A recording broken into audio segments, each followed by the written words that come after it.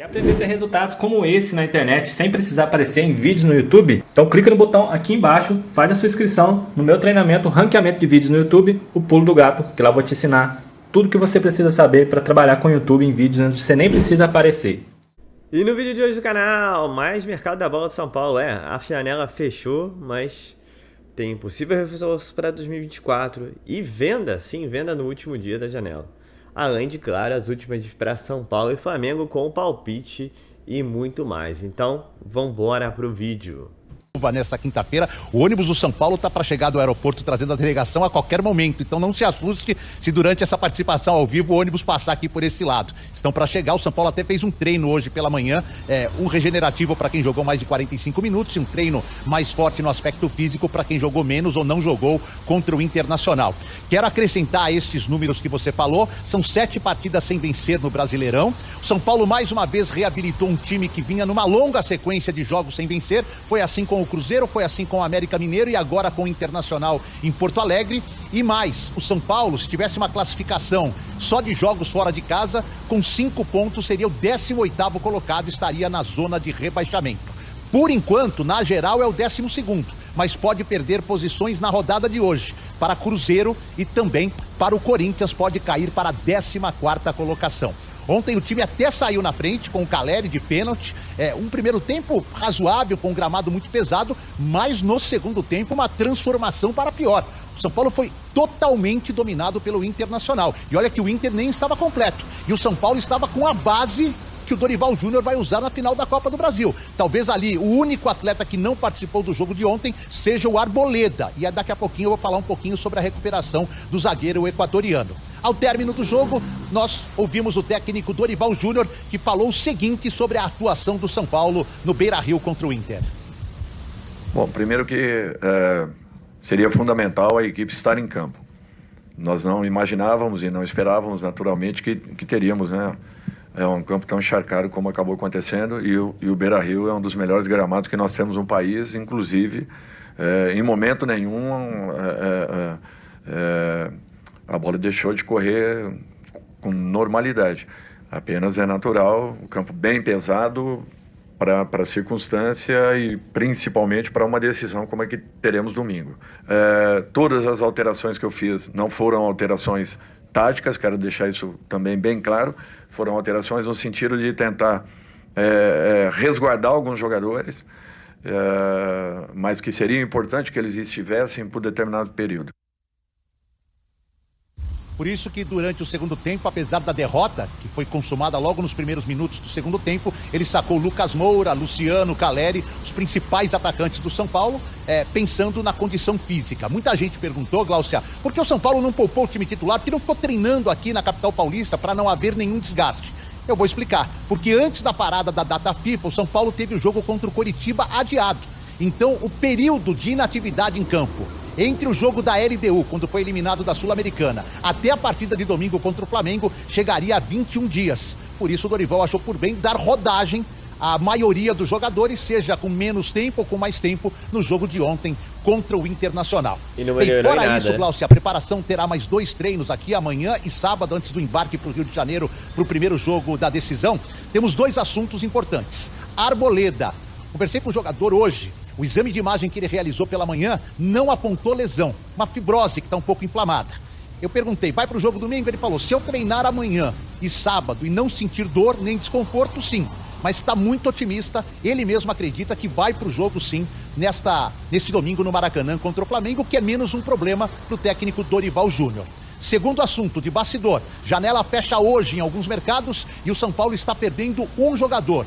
O Wellington, da seleção sub-20, lateral esquerdo, reserva de Caio Paulista, que voltou ontem, depois de uma lesão. O negócio com o CSKA, depois que o Juninho Capixaba do Bragantino não foi pro time russo, amadureceu do meio da semana passada para cá, tem que ser fechado hoje até o fechamento da janela. Exames preliminares já foram feitos pelo atleta, tá tudo certo. O São Paulo deve manter uma porcentagem de 30% dos direitos do jogador, vender os outros 70% por algo superior a 5 milhões de euros. E o Wellington, assim que for negociado, deixa de ser jogador do São Paulo e não participa, mesmo que como reserva, das 2 decisivas contra o Flamengo. Glaucia. E você imaginar que, de repente, na final da Copa do Brasil, as coisas vão ser diferentes.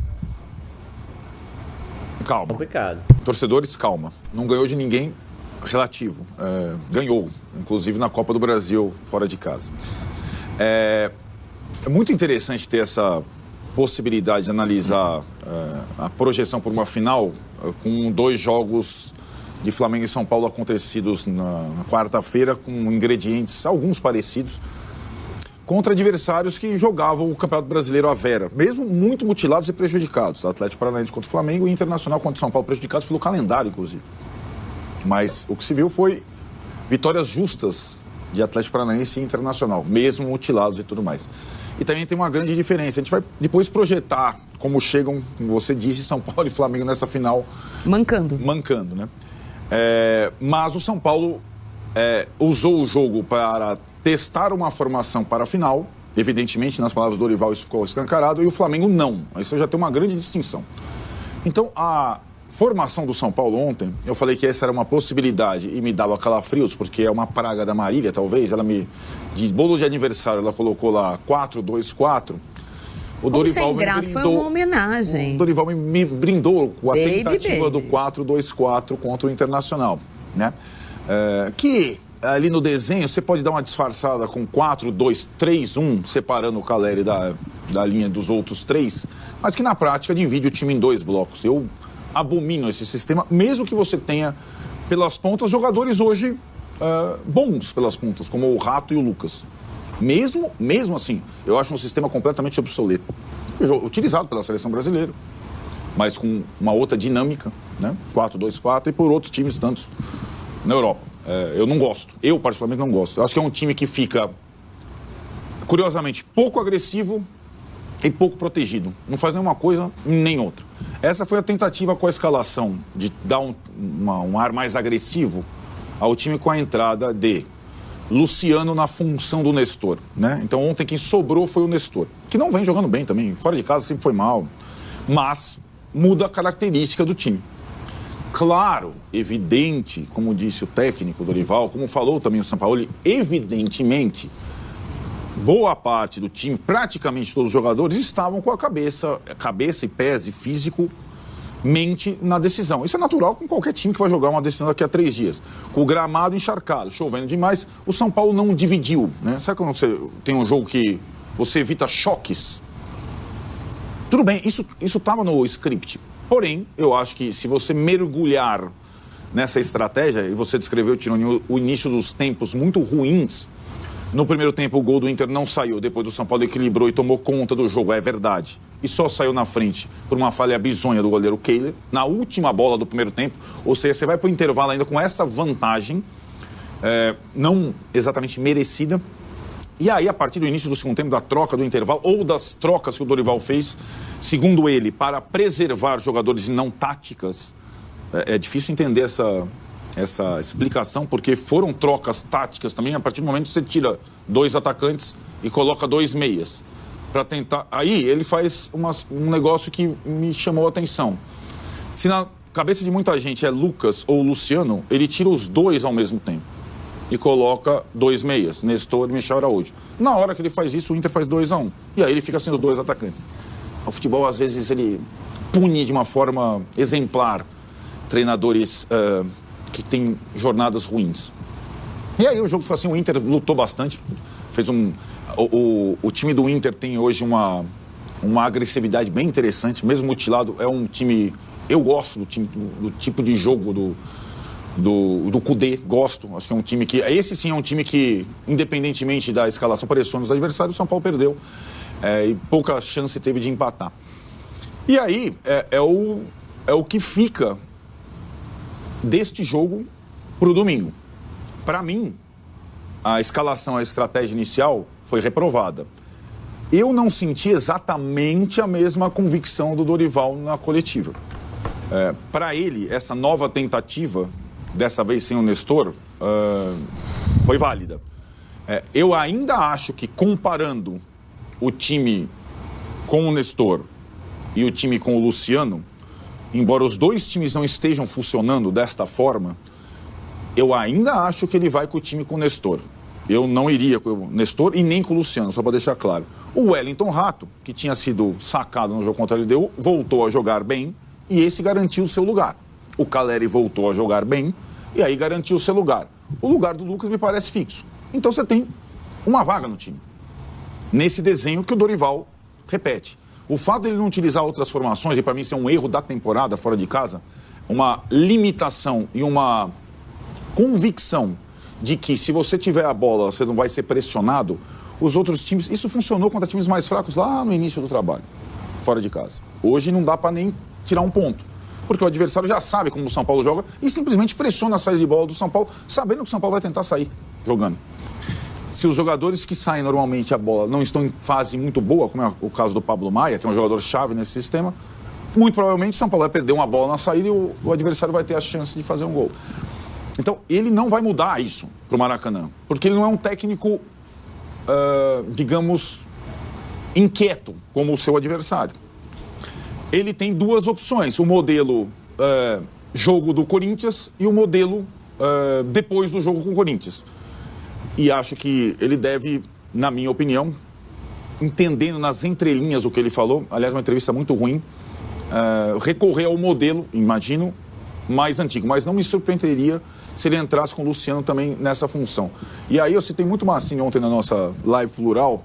Ixi. O Massini falou... Não, falou uma coisa... Asneiras. Não. Você falou uma coisa que...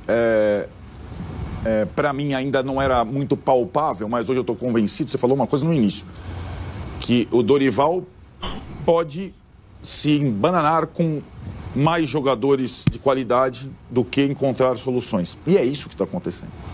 E isso para um treinador é muito ruim, cara. Isso é muito ruim, porque é uma prova da limitação do trabalho do treinador.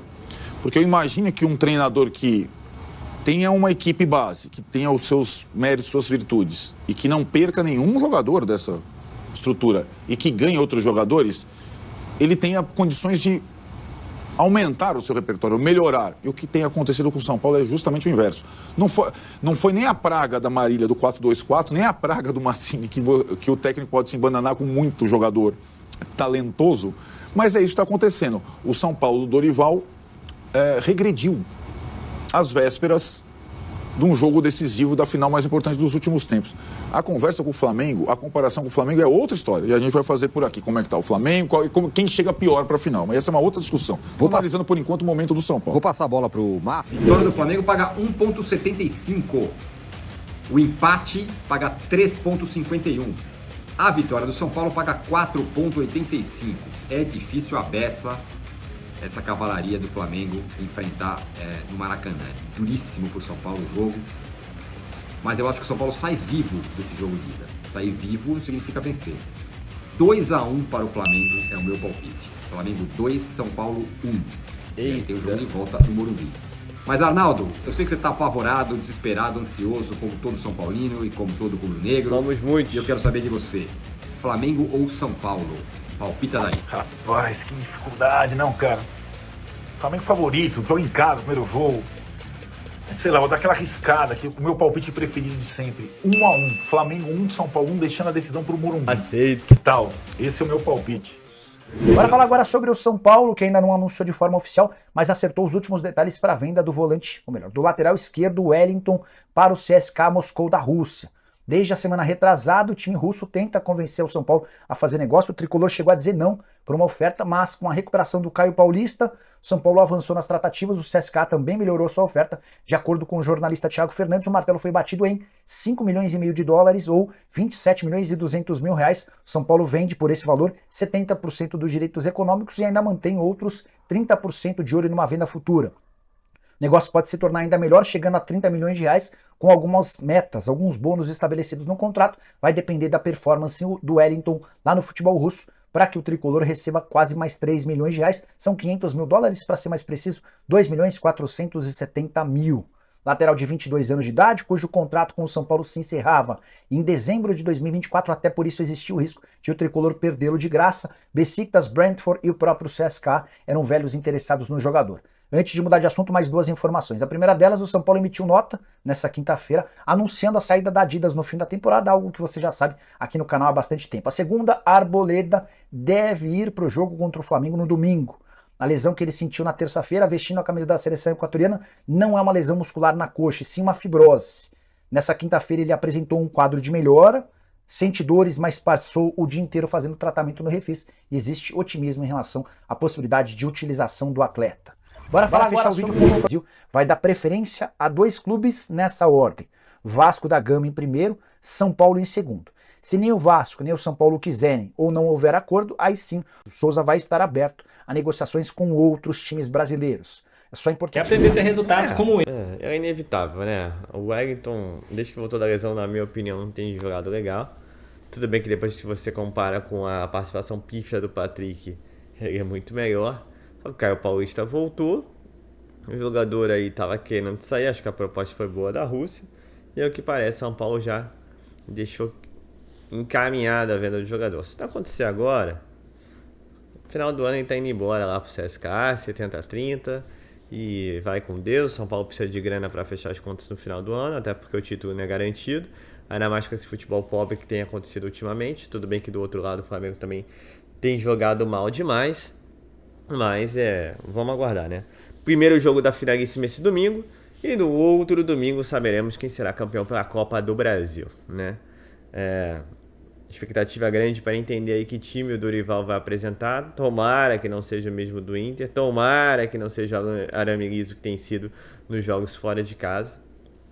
Mas assim, é mais preocupação do que expectativa. A verdade é essa, São Paulo não vive um bom momento no principal momento da temporada, que são os 2 jogos da final da Copa do Brasil, que pode acabar com essa sina de São Paulo não ter esse torneio, além da grana que entra, que é uma bolada, né? 70 milhões, mais a receita que vai vir no Morumbi, que vai ser uma piaba, né?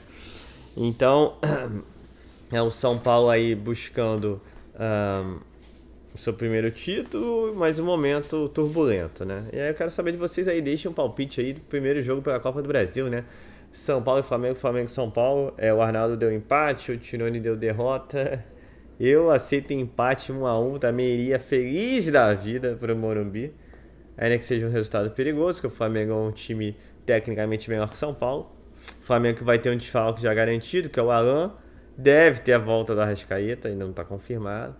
Então assim, e vive um momento turbulento, né? Mas também o São Paulo não vive dos melhores momentos e o Dorival tem que abrir o olho, né? Abrir o olho. Não tem condição o Luciano, Caleri e Lucas. Caleri e Lucas são titularíssimos. Infelizmente o Luciano tem que ser uma peça aqui para o segundo tempo. Até porque não tem vindo num bom momento. São Paulo precisa de mais pegada. Eu não iria com o Nestor, iria com Alisson, Paulo Maia e Neves, porque o Paulo Maia também não tá bem. E o Alisson que tá carregando aí o caminhão, né? Porque o peso tá grande pro cara, mas tem feito da melhor maneira possível. Vai com 3 volantões e aí você bota ali o Rato, Lucas, abastecendo o Caleri e é fechar a casinha, cara. O ideal é não tomar gol e se pintar uma oportunidade, botar a bola pra dentro, né? Mas qualquer resultado tem que chegar no Morumbi com foco total, porque, cara, não vai ser fácil. Flamengo, mesmo Flamengo mal, não vai ser fácil. Se tivesse bem, já seria extremamente difícil. Mas nesse momento vai ser difícil. E aí cabe ao São Paulo aí se preparar da melhor maneira possível, o Dorival tirar o coelho da cartola, né? E para fechar, falando do Souza, bom volante que jogou no São Paulo ali depois de 2010 ali, né? Teve boas participações, 34 anos. Eu, para ser sincero, não sei se seria a melhor contratação. Eu gostaria mais de saber a opinião de vocês. Acho que buscar outras opções, se possível. Até porque a gente sabe aí que Pablo Maia, Nestor e companhia estão meio que visados no mercado. Apesar de ambos não estarem bem, né? Na verdade, grande parte do São Paulo não está bem. Então é isso, né? É aguardar. O mercado da bola 2024 promete, principalmente São Paulo vencer a Copa do Brasil e se classificar para a Libertadores. Aí o cofre vai abrir. Então é isso, pessoal. Eu sou Marcelo Mazorra do canal Mazorra SPFC.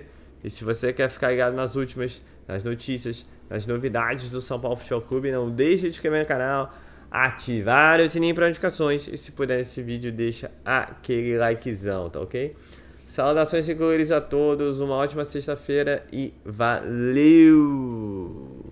Quer aprender a ter resultados como esse na internet sem precisar aparecer em vídeos no YouTube? Então clica no botão aqui embaixo, faz a sua inscrição no meu treinamento Ranqueamento de Vídeos no YouTube, o Pulo do Gato, que lá eu vou te ensinar tudo que você precisa saber para trabalhar com YouTube em vídeos onde você nem precisa aparecer.